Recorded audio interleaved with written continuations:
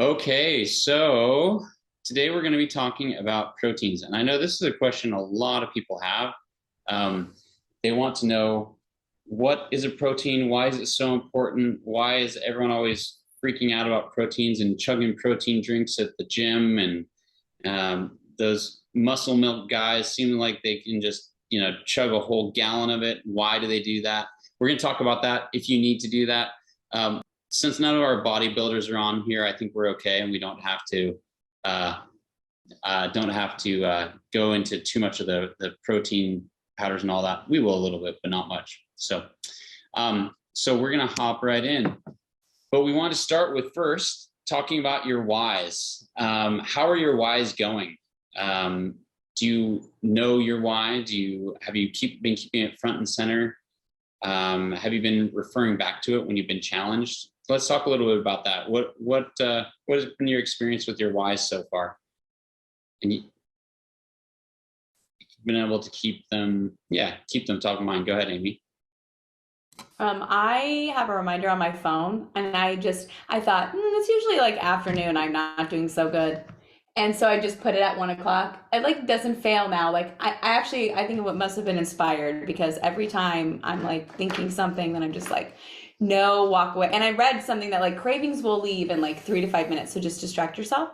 So, a phone is a great way to distract yourself, and I'll pick it up and then it distracts me with my why. So it's so perfect. That's awesome. That's great. Do you have it on your screen, or where did you put it to remind? I have a reminder, so it pops up in my notifications. So as soon as I pick up my phone, I can see. That's awesome. I love that. Because I want to. Yeah. That's great. Wow. I love that, Amy. What a great idea. Really beautiful. That's really fun. Thank you for sharing that with our group. Yeah. Anyone else have any success stories on their why, being able to remember their why? And if not, that's okay too. I actually have a little bit. I've been kind of hesitant to do too much with the intermittent fasting, because I'm like, I don't actually want to lose any weight here.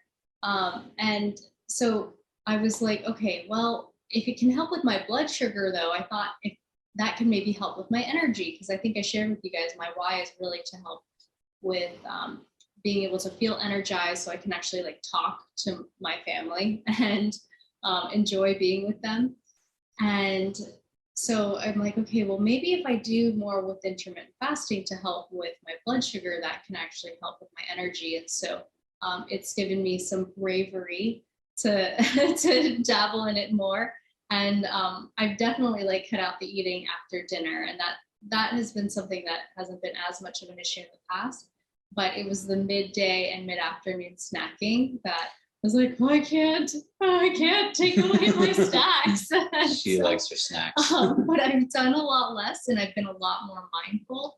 And if I do snack, I usually am doing it within that still hour time frame. So I might start my hour of lunch really with snacks, and then I'll do my lunch after, and maybe do more snacks after. So I'm just eating a lot, but all at once. So anyways, that was just kind of a fun grouping it. Yeah. Awesome. Success story. Why. Yeah. Mm-hmm. So we're going to also talk about goals. How have these goals been? I will tell you, the goals for me, I did not do well on my water this week. And this is probably my biggest, obstacle with just being healthy is I forget to drink. She'll come in and she'll just be like, here, drink this. And I'm like, okay, thank you. I just forget. Oh, Austin's got his big mug. I just forget. We all need our cues of something. Yeah. 3 days in a row. Awesome. Yeah. Way to go. I have a reminder on my phone every odd hour. It tells me to drink a bottle of water. Man, look at all of us technology. When I was pregnant, I would always put a cup of water next to the sink. So you're going to the bathroom all the time. So, and if you're drinking a lot, you find yourself going to the bathroom, then get a drink right then when you're going to the bathroom. That's when you drink your cup of water. And it just kept me hydrated the whole time I was pregnant. And I would keep it by my bed at night. So that's awesome. That's great. You have to, I guess, know your patterns, right? And find those tricks. What other habit can you attach it to? Yeah. Let's bring in the phone reminders. Yeah. And if any of you come into the office and you see a glass of water next to the sink, now you'll know what I'm trying. Thanks, Amy. That's a great idea. Yeah. Let's see. How about after 7? How'd everyone do this week? No eating after 7. Pretty well. I had one night that we came home late because we were late with patients, and I ate after 7. But other than that, we weren't 6 or 7 after. It was just like dinner. The meal was late, and that's going to happen. Yeah. That's reality. That happens sometimes, and we have to work with what we can. But don't starve yourself. Don't go crazy. Make sure you eat still, but just have that. Try and be as consistent as you can to not eat after 7. So awesome job, guys. Okay, let's hop into why we need proteins. Why are they important? So you'll see I have this picture of this beautiful village somewhere in Europe, I assume. And you'll see in this picture, we have lots of different types of materials that we use to make these buildings and, well, make the city, right?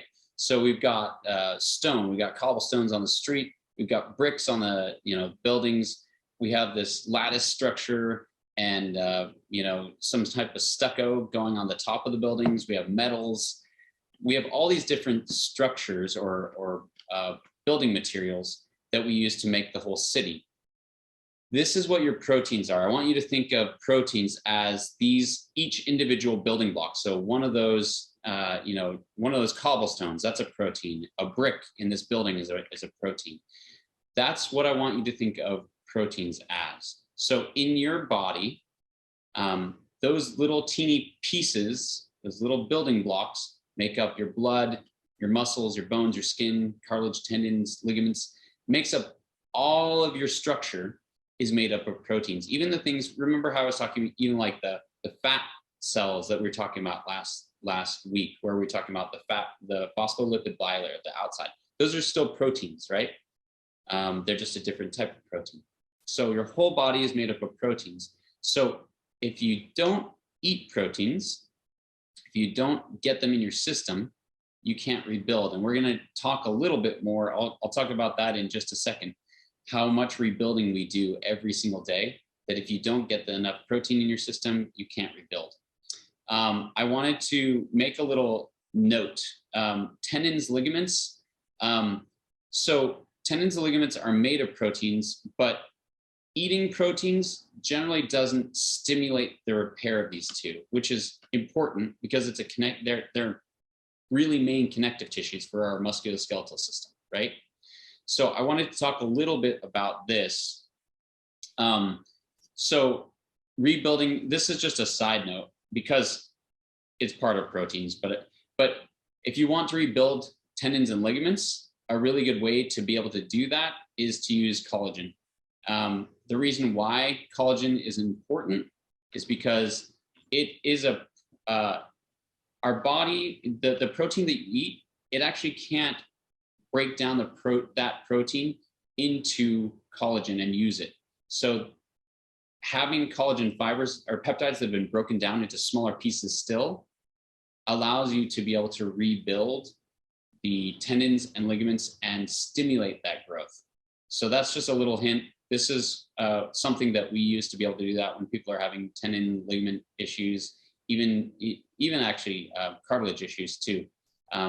This can be really, really helpful for that. So just wanted to bring that up. If you have questions about that, please, ask us. We're happy to answer questions about that. But I wanted to go back to this. The body is a supercharging worker here. You go through 330 billion cells a day. Each day you rebuild that. And I can't even fathom that number, 330 billion. It's insane. So now the body's not just throwing away all those. It does actually do quite a bit of that, but it also will recycle. It'll break down cells and then rebuild. But if we don't give it more protein to be able to rebuild these things, then it's not going to be able to do that. So you can see within 100 days, 30 trillion cells are replaced in the body. And that is equivalent to every cell in your body, right? That doesn't mean that every cell in your body is replaced, that means that's the number of the number of total cells that are in your body.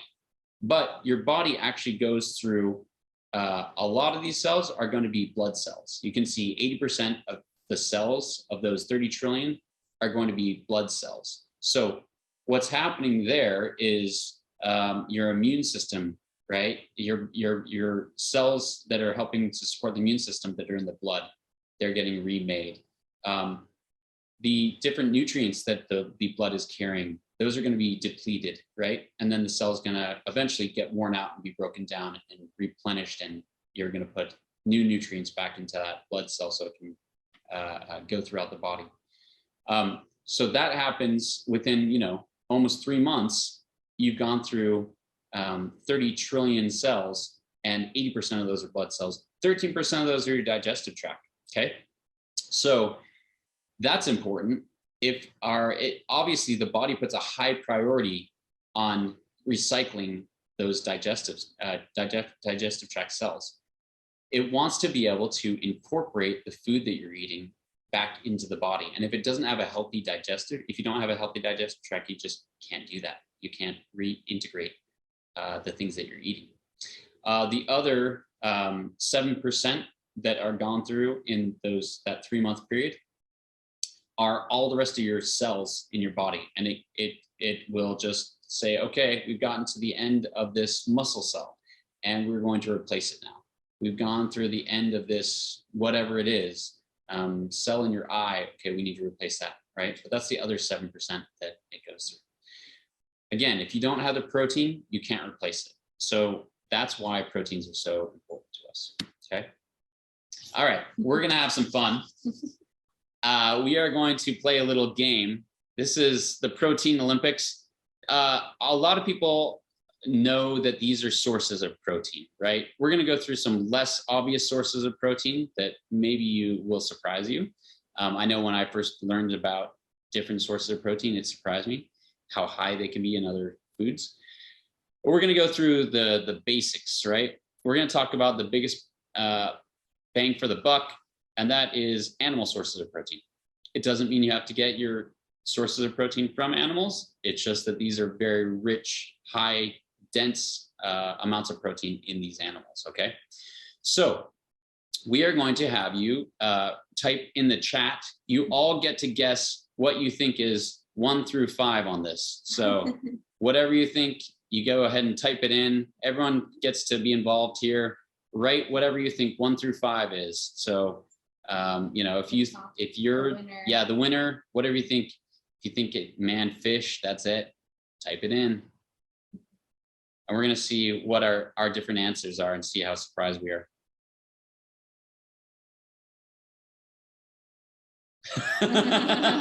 Sorry, Austin.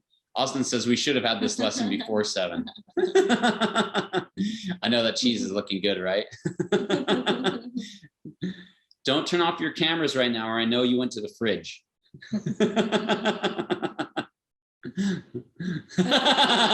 No shame. No shame. Well done, Austin. All right. Gabby says beef, chicken, eggs, fish. Oh, fish, eggs, and cheese. Okay. Awesome. Okay, so Donnie and Marcy say number 1 they think is eggs. Same with Austin. I think eggs. Okay. And we're gonna see how much. I wonder if we go to eggs first because of Rocky. Is that why? Who knows? Okay, number 2, beef. Okay. Eggs. We did just watch that movie. We did. Yeah, there you go. It's on the mind. Awesome. Okay, you guys ready? Here we go. Number 1. And by the way, I did it in 7-ounce increments. Okay. So just so we can compare apples to apples or chickens to cheese. Okay. Here we go. So number 1, chicken is number 1. Who said chicken is number 1 so far? No one said chicken is number 1. So egg, half credit. You know what? Half chicken. Claudia, I think you Claudia said turkey. She said turkey. She thought it was a turkey. Claudia, you're going to get half credit. I like that. Yes. All right. So here comes the number. Oh, so it's 54 grams, and that would be a 7 ounce. To give you an idea, a 7 ounce piece of chicken breast would be like, it would be like a medium-sized breast. Yeah, so like maybe half, like maybe like this much, right? That much.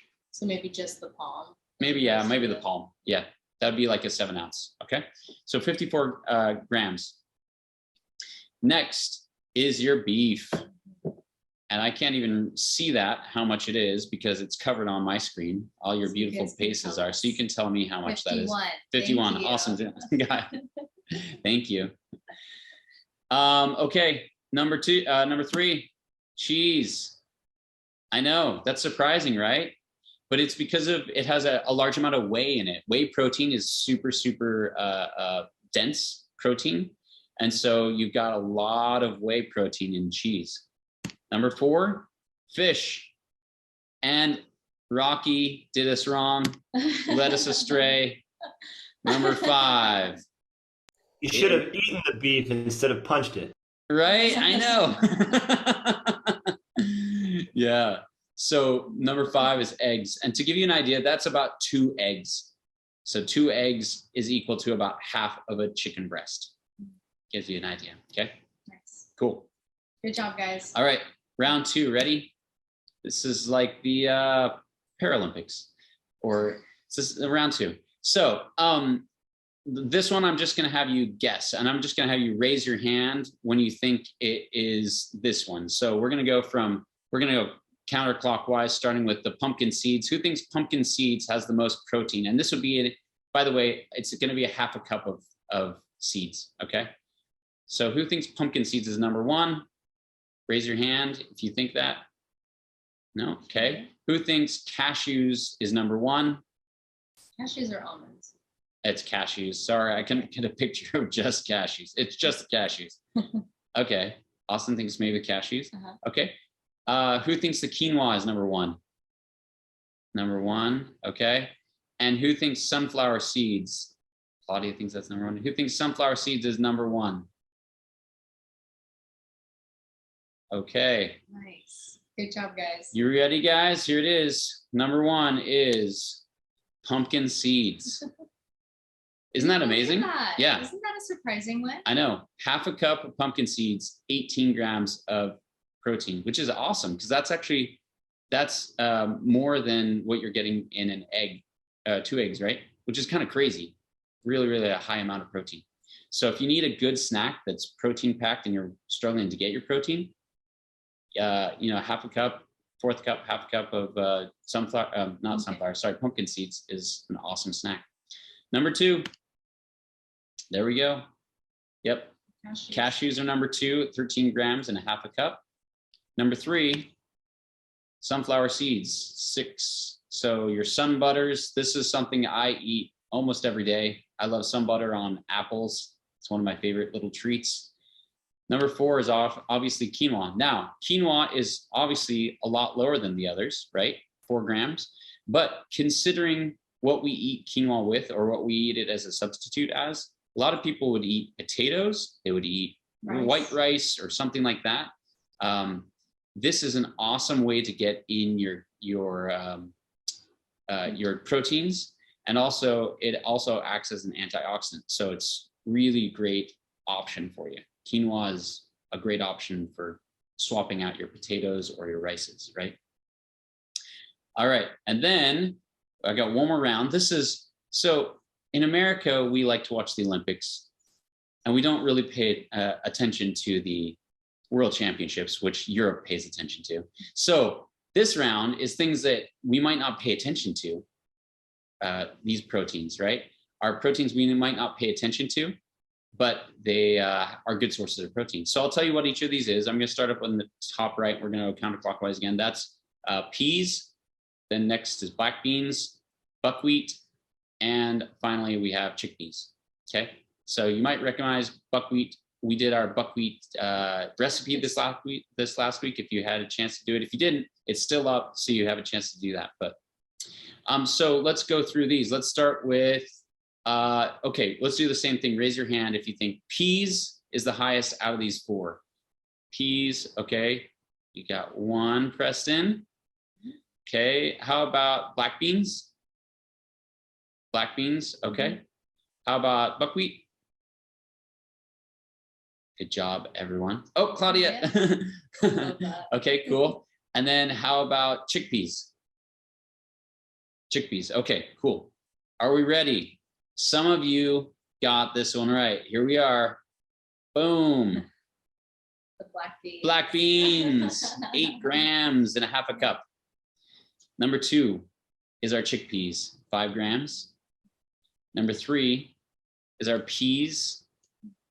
And last but not least, our buckwheat. So again, buckwheat is not super high, but it's a pseudo grain, right? So if this is something we're switching out in our breakfast if someone likes to eat cereal and they're like, hey, instead I'm going to go with buckwheat. Buckwheat, again, is a great anti-inflammatory and it is great in protein. So that's as far as grains go, right? It's not super high up. Okay, so there's some ideas about different options, and maybe it'll give you some ideas of what you might want to integrate into your diet as alternatives. So I want to talk about this because this is a big question that a lot of people have, and that's how much protein do we actually need? So it's not a cut and dry answer, 50 grams, at least for adults. It has a lot more to do with our activity level and our weight, right? And that's as it should be. You don't want to, someone who's super active and very skinny is going to have different needs than other people. Austin's got a question. So when we talk about activity, how are we measuring that? Yep. I mean, I work at a desk, but I go to the gym for an hour 4 times a week or something. That's exactly. So what's the measure of that? How we're measuring it is 3 to 5 times a week that you're working out would be active. Okay. Sedentary is going to be you work at a desk and you don't work out, right? You still need to replenish your proteins, right? But you just don't want to do too much. You don't want to do too many grams, okay? So great question. So if you are sedentary, you're going to have to, going back to European reference to Europe here, kilograms, we have to convert our pounds to kilograms here. So pounds to kilograms, and then 0.8 grams of protein per kilogram of body weight, okay? So to give you an idea, 165, that's my weight, and I'm at 70 kilograms. So 70. 70. Mm-hmm. Cool. All right. So that is to give you an idea. So if you want, you can take a screenshot of that, or it's on the handout that you can fill that in as far as knowing what numbers to multiply things by. Okay. So here we go to the next one. What about kids? I mean, a lot of us have kids. So what do we need to have them eating as far as protein goes? Well, we don't want to overdo it. We don't want to underdo it. 49 years old should be about 19 grams. 9 to 13 years old should be about 34 grams. Then as they become, the teenagers, young teenagers to old teenagers, right? Mid to old teenagers, they need to be having higher amounts, and also dependent on their gender. So men are going to be going through a period of large amounts of testosterone being developed and lots of muscle mass being added at this point. So they need to do a little bit more protein, 52 grams, whereas a female needs to do about 46 grams. Okay. Can we see the multipliers again on the last slide? Oh yeah, sure. Thanks. Yep. 0.8 grams for sedentary times 1 kilogram. And then, so there is a range, the 1.1 to 1.5. That's kind of one that you get to feel out and determine what feels good for your body. Really, this is to help you maintain the body weight that you're at, okay?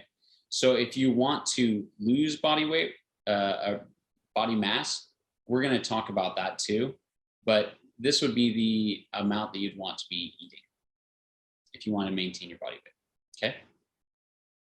All right, so did you get those, Austin? You good? Okay, cool. All right. All right, so this is something that this is how we eat is we eat meat as a garnish. We don't eat, in a couple of slides, you'll see the protein that I eat each day, and I have only put the protein in so as to not, just to hone in on this and show you what that looks like. In later lessons, we're going to put everything together that we've talked about and show you how to live this all. We just have to teach principles right now.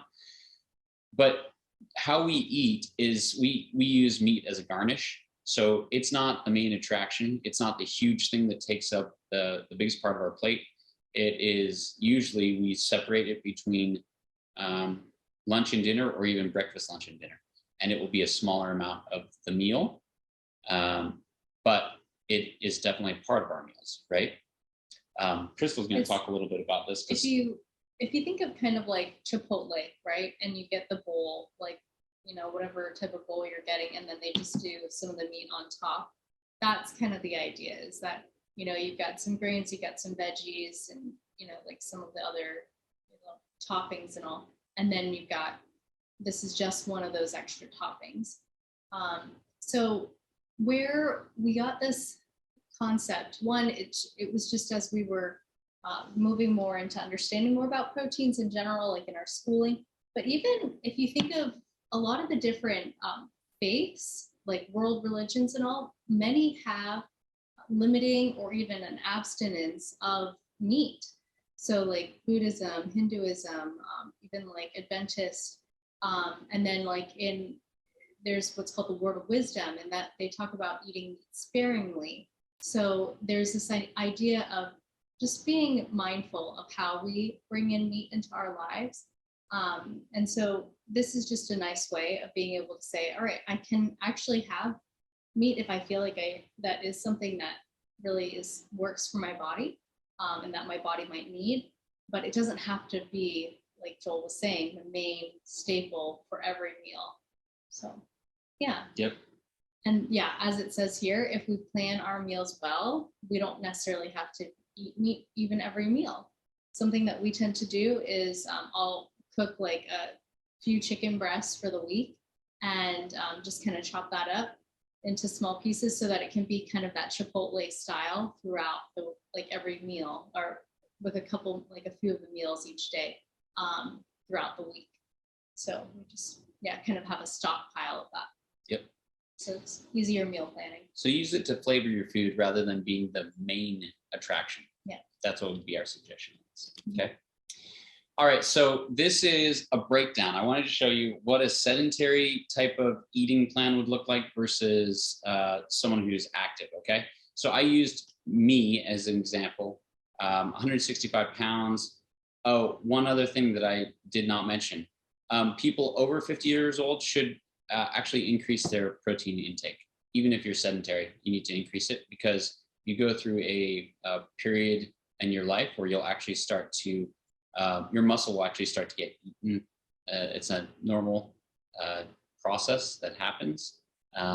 So you do need to increase your protein intake. I will tell you, most Americans don't have a problem with that. So just FYI, if you're thinking about your parents right now or something that, oh, I have to, it's like, the chances are they're probably getting enough protein. Anyway, so, but this is what a day of protein, these are things that I actually eat on a very consistent basis, okay? So 60 grams of protein is what it would amount to for the amount that I would need, the 0.7, right, times that. 0.8 times that. So this is 2 eggs with cheese. So that'd be 12. So 12 grams of protein for that. So each egg has 6 grams, and then cheese. This is 1 slice of cheese. It's not very much cheese. That is 8 grams of protein. Okay, a fourth of a chicken breast would be 13 grams. A cup of quinoa is 8 grams. Hummus is going to give me 3 grams. Sun butter, which I told you I love, I eat every day. That would be 6 grams. And then other fruits and veggies. Something that I didn't go into extensively.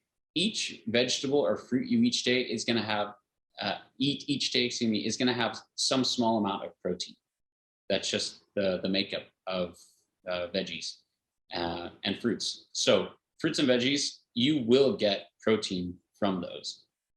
So that would amount to, and I've added those up before, and it's between 7 to 10 grams of protein that I get from those total, because I eat a lot of fruits and veggies. Now, again, I'm just showing you the, not focusing, honing in on like the fruits and vegetables a ton on here, but I'm showing you mostly just the protein packed food that I eat, so I can kind of make a point on proteins. Okay, so that would look what it would look like for someone who is sedentary, the type of protein intake that they would need for a day.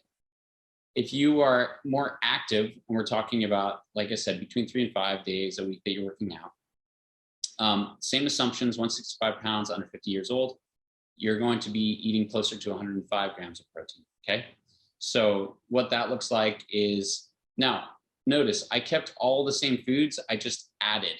Okay, so I did still the 2 eggs with cheese. I did about 1/4 cup of buckwheat, 3/4 of a chicken breast. So I just increased that size, increased my quinoa by 1/2 cup, added black beans, kept the hummus, kept the nut butter, added a quesadilla, and then veggies throughout the day. So it's really not that crazy, the difference between someone who's sedentary or active, but you can see how someone who is sedentary could easily eat all this and be way above the amount of protein that they need, and then they're packing on pounds that they just don't need. Does that make sense? So kind of gives you an idea about what you should be eating if you're more sedentary or more active lifestyle. Now, if you're very active, you can eat up to 2 grams of protein per kilogram of body weight. That's going to be for some of, if you're more active endurance athlete, we have one of those on our call here, by the way. If you are that in that category, then you would want to be eating closer to the 2 grams of protein per kilogram body weight. Okay. Okay, this is a good question. People think, well, I'm trying to lose weight, therefore I should cut down my protein.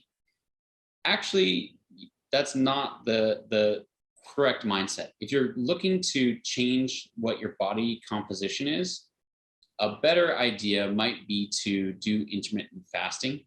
That would be the first step.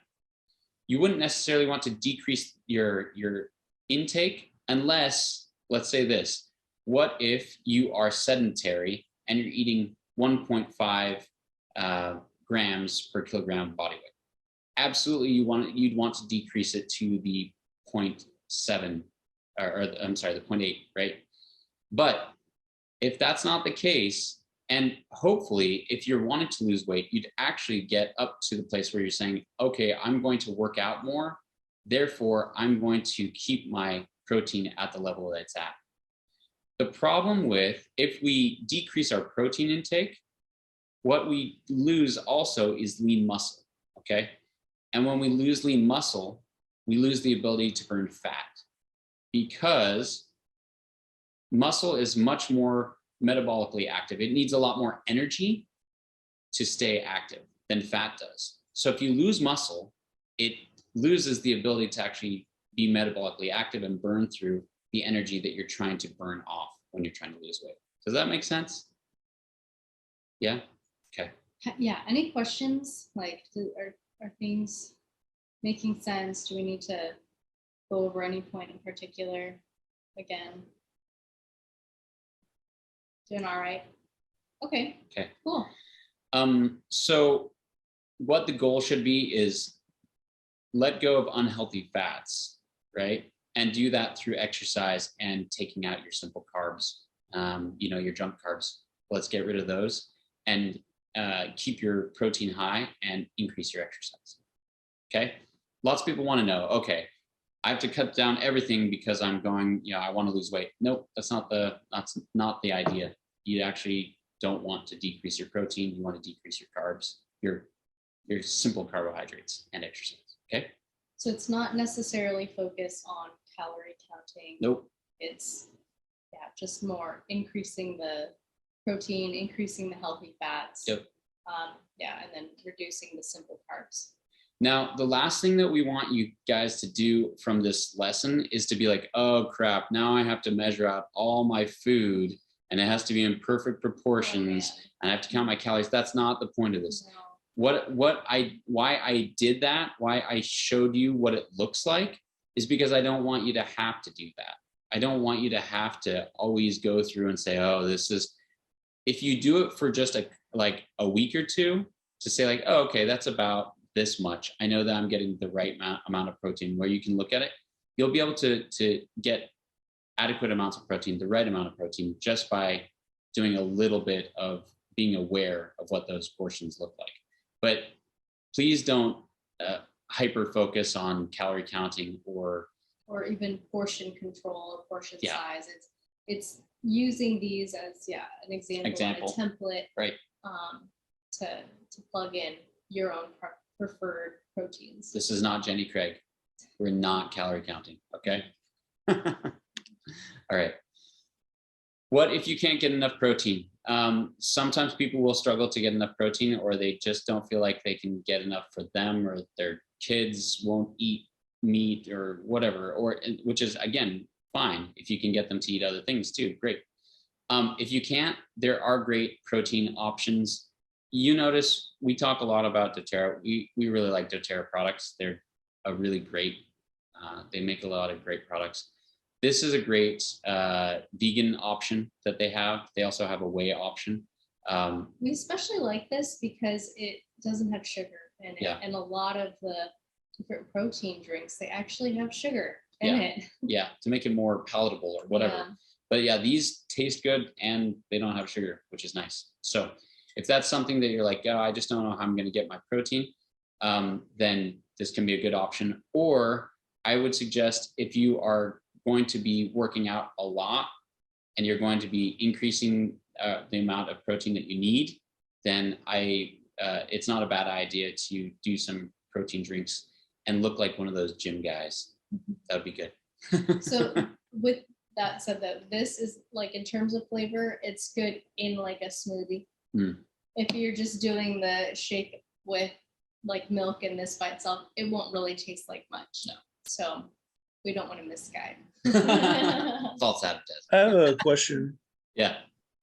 Yeah. So I have a situation where I'm actually aiming for less pounds rather than for a back issue rather than looks or something. Yeah. So would I aim for the pounds I want and do that at 0.8, or would I? Yeah, or would I aim for what I am now and do that at 0.8? That's a good question.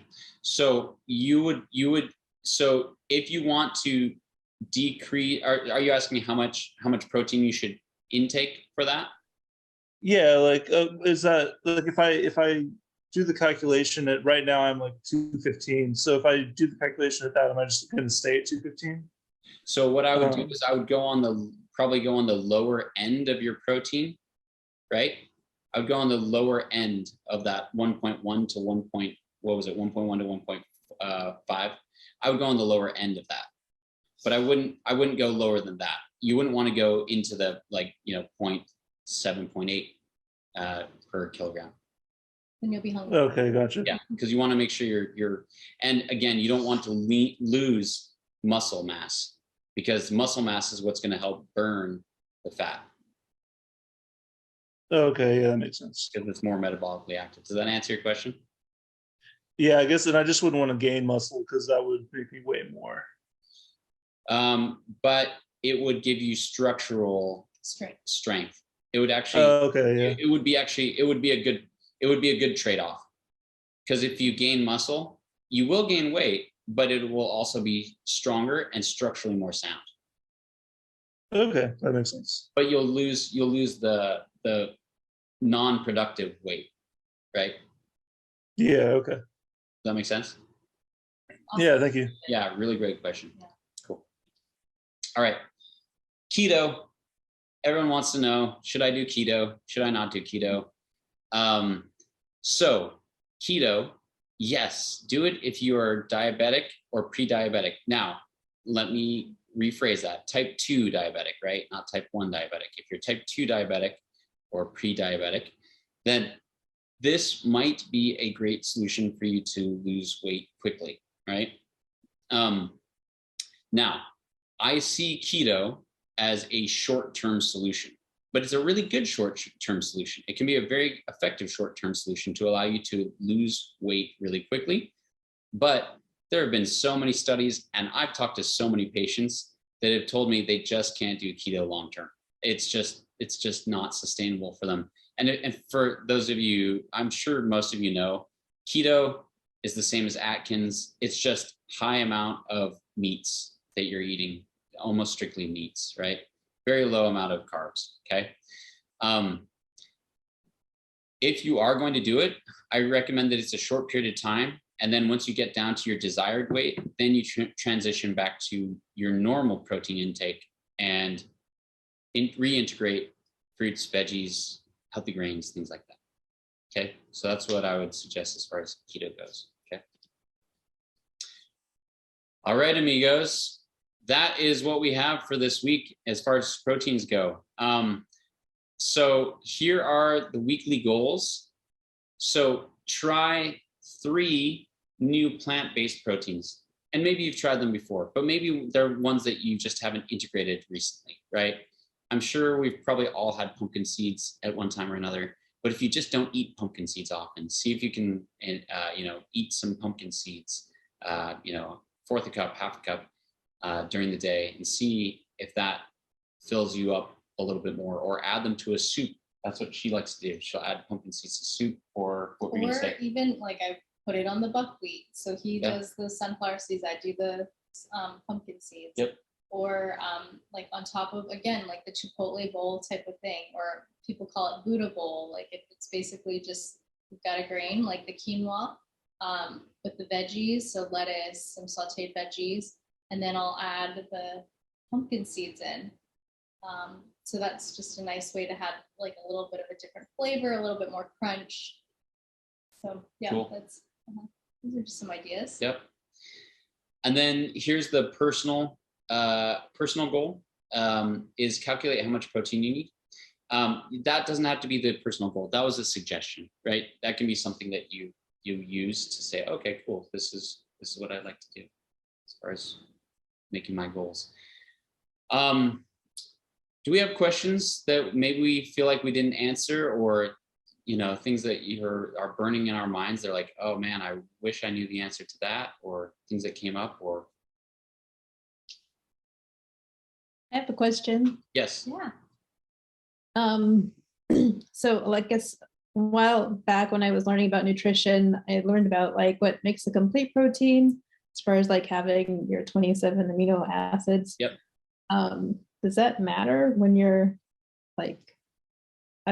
for example, with the black beans, I always heard to pair that with rice in order to make it a complete protein. Yes. Like if I do that, would that be okay? Does that still count as a? Yes, that's still complete protein. The nice thing, and that's a great question. Mm-hmm. So it is good to do complete proteins. That's a benefit also. You mentioned pairing. Quinoa is a complete protein, which is kind of rare, where you get all the amino acids in quinoa. So, yep, pairing rice with beans is a great idea. Again, I would do that with brown rice rather than white rice, because that's going to be lower carb, lower on the glycemic index, but that's a great point. Thank you. Yeah. Gabby, was that you who answered that or asked that question? I couldn't see because it's not popping up. Yeah. Okay. Cool. Yeah. Awesome. All right. I thought that was you. I was like, I don't know. Okay. I have a comment really quick. Yeah. Nice. We use for my son, we've used MyFitnessPal. It's an app you can get on your phone. Yeah. It have like premium features, but it will help you track protein, or you can put in a protein goal, so it will help For you. free. No, for free. Yeah. They have like premium features too, but you can put like in your weight and your activity level and that kind of stuff. So we've always used it more for carbs than anything else with diabetes, but yeah. So if you're feeling like overwhelmed by counting, or you just like to get a picture but have some help doing it, the app can help you do that. MyFitnessPal. That's a great suggestion. Yeah. Awesome. I've used that. Yeah. Yeah. I do remember. Yeah. There's also like an intermittent. Did you know there's an intermittent fasting with MyFitnessPal? I didn't know that. It's premium, but so you got to pay for it extra, but it will help you track your non-eating times. And I didn't know that. That's cool. Great. That's really cool. Great. Thank you for, again, the tech. Yeah, all our like, tech savviness. plugins. Good job, guys.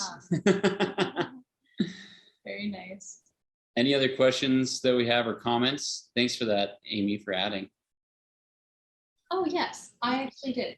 So there are different things that we can trade in, like for example, like if we are used to doing a lot of pastas and things, where we can actually trade in more of like the plant proteins as opposed to having it just be like a simple carb.